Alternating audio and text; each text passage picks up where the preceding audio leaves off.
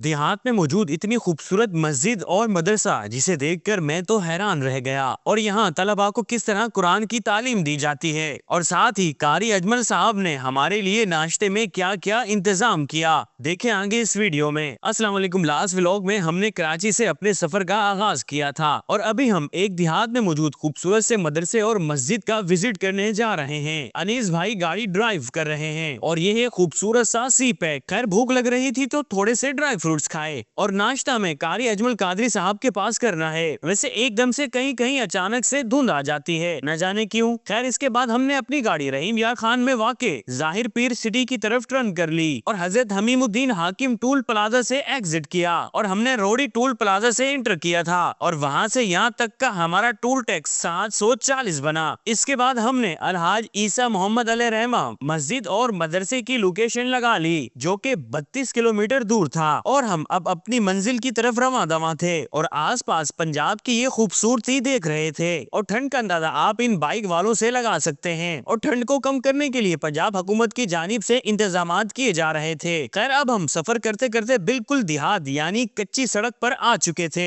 और फिर अल्हम्दुलिल्लाह हम अपनी मंजिल यानी अलहाज ईसा मोहम्मद अलैहि रहमा मस्जिद और मदरसे पर पहुंच गए, जहां कारी मोहम्मद अजमल कादरी साहब ने हमें खुशामदीद कहा। और सुबह सुबह मदरसे के बच्चे और बच्चियां कुरान की तालीम हासिल करने आ रहे थे और कुछ तलबा बाहर नलके से वजू कर रहे थे। इसके बाद तमाम तलबा की असेंबली हुई जिसमें तमाम तलबा एक तरतीब से खड़े हुए थे। सबसे पहले मदरसे के एक तालिब ने तिलावत की।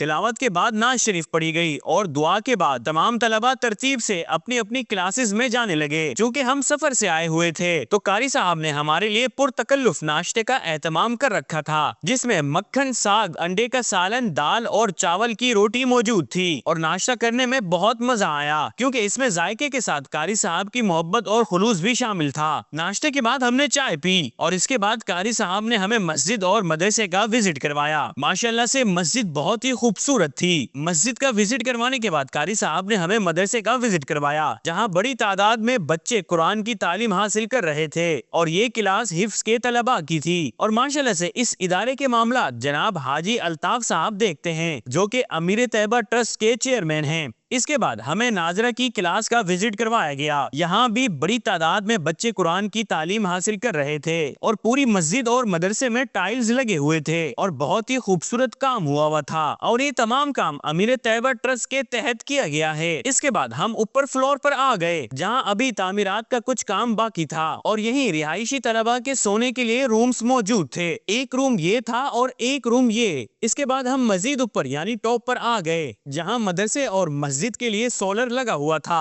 और एक देहात में इतनी खूबसूरत मस्जिद और मदरसे को देखकर मैं काफी हैरान था। इसके बाद हम बराबर में मौजूद लिल बिनात के मदरसे में आ गए जहां बच्चियां नाजरा और हिफ्स की तालीम हासिल कर रही थीं। खैर इसके बाद मैं मदरसे से बाहर आकर किचन में आ गया जहां ये बाबा जी रिहायशी बच्चों के लिए रोटियां लगा रहे थे और आज सालन में बच्चों के लिए कट्टे का गोश्त बनाया गया था। इसके बाद तमाम रिहायशी बच्चे एक तरतीब से खाना खाने आ गए जिसके बाद तलबा को खाना पेश किया गया। दुआ करें अल्लाह पाक हम सबको इन दीनी तलबा की खिदमत करने की तौफीक अता फरमाए, आमीन। ओके, अब नेक्स्ट व्लॉग में हम यहाँ से लाहौर बाबा जी अलैहि रहमा की मजार पर जाएंगे। मिलते हैं नेक्स्ट व्लॉग में। अपना बहुत सारा ख्याल रखें। अल्लाह हाफिज।